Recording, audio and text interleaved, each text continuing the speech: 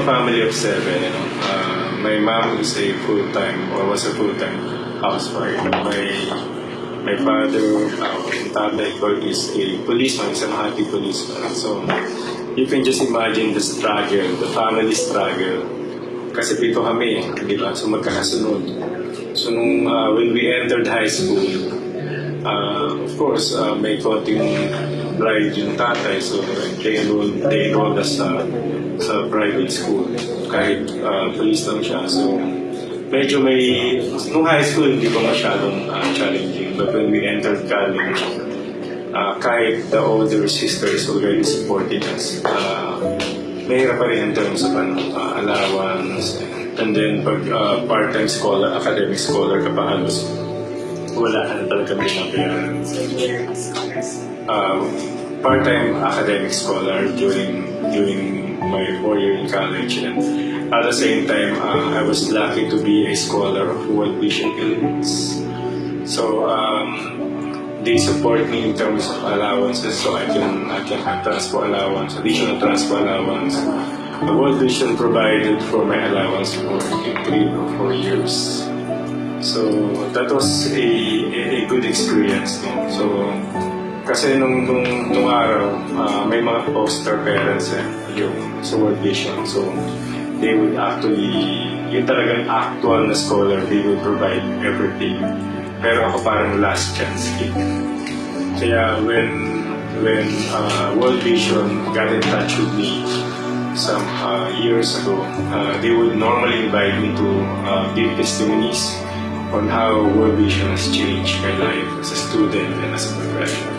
And to tell those Filipino sponsors na the project of World Vision is actually true.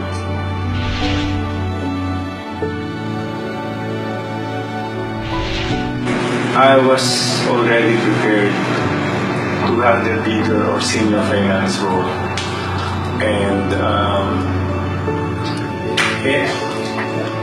I did not encounter any life-altering because these trainings from SGV and other companies was able to prepare me to hurdle challenges, and they prepared me to look at things holistically. So whenever I'm going to join a new company, ang gagawin ko, pag-aaralan ko lang yung industry, pag-aaralan ko lang yung business. So you will be prepared to handle any challenges, small or big challenges, or even probably life-altering challenges, as you said, no? So it's important to really prepare yourself for anything that you might encounter para wala talagang life-altering.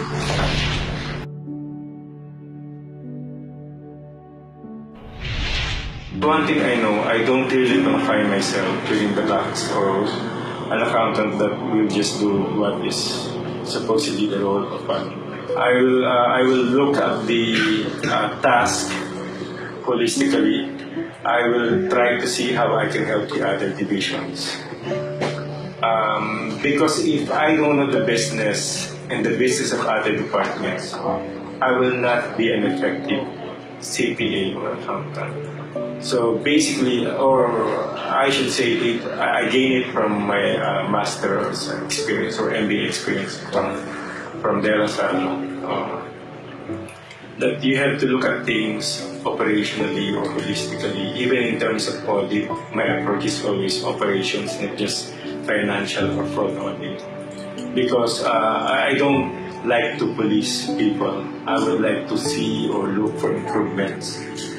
And areas for improvement, so we can contribute to the growth of the organization. More than the accounting job description of many people, because as an accountant, it is already given that you already know what they are supposed to do and how you're supposed to mentor your people as far as accounting or finance is concerned.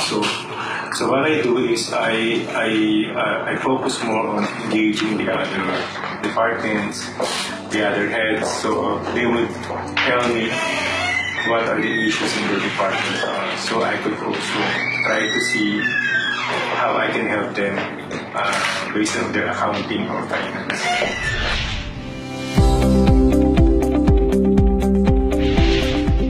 Since that was a task given to me, so I had to become an expert on it. So I developed my own template. I practiced what I learned from my previous company, which is a stakeholding company, that it is important to build a relationship, to enhance your reputation, to enhance your messaging skills, and probably story making and storytelling. Because with banks, before you can really convince your account officer or the relationship officer, they need some information or data so they can present it to credit committee or even to the executive committee that will approve the loan. With other companies, different expertise like operations or tax management and other accounting skills. But basically, one thing that I can single out is probably financial analysis. I was telling her I really love talking to numbers because as CPA or as an accountant, we are natural number talkers. We talk to numbers. We ask them what happened the previous year. Why is our performance like that? Or why did we lose? Or why did we earn so much? So I have to get the story by talking to these numbers. So you can ask what is behind the numbers, and you can also ask what is beyond the numbers. So saan ba kami pwede pumunta? Di ba? How much growth can we still achieve in the next 2 or 3 years? So numbers can provide you that as long as you know how to talk to numbers.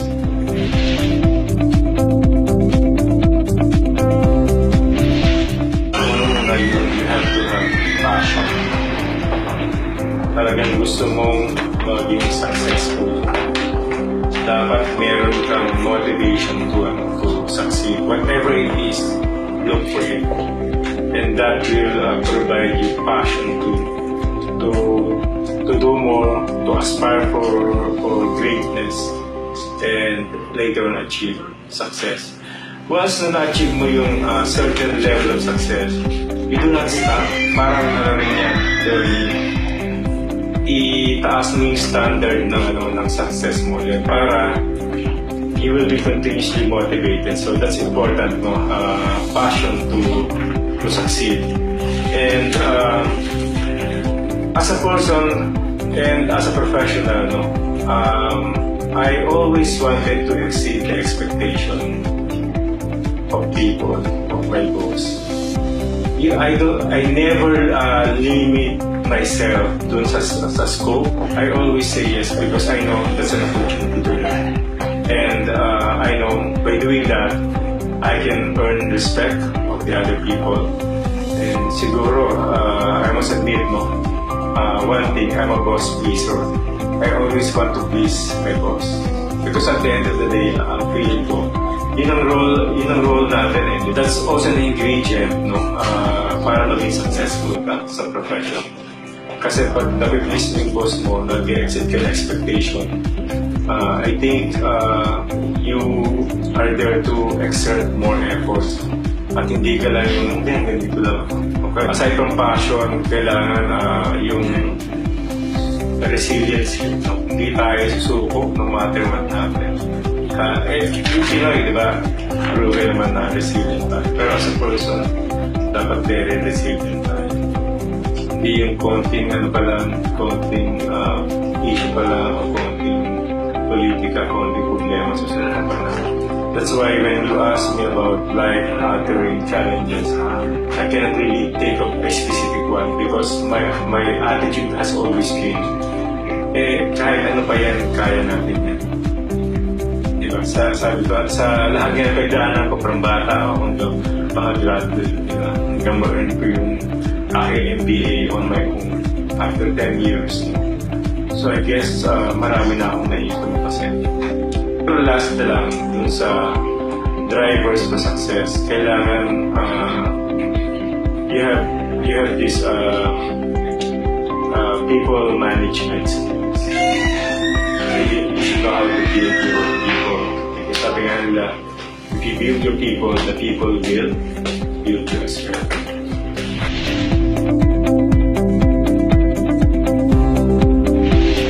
As an accountant, you don't need to limit your role within the scope of your job description. You can always get out of the box. I can assure you, minsan mas maganda yung scenery outside the box. Develop our emotional quotient. Be able to express yourself. No? Well, especially if you decided to get out of the box. We should know how to network, how to be a storyteller. Kasi again, when you're dealing with banks or with other stakeholders, they need to hear the stories of the numbers.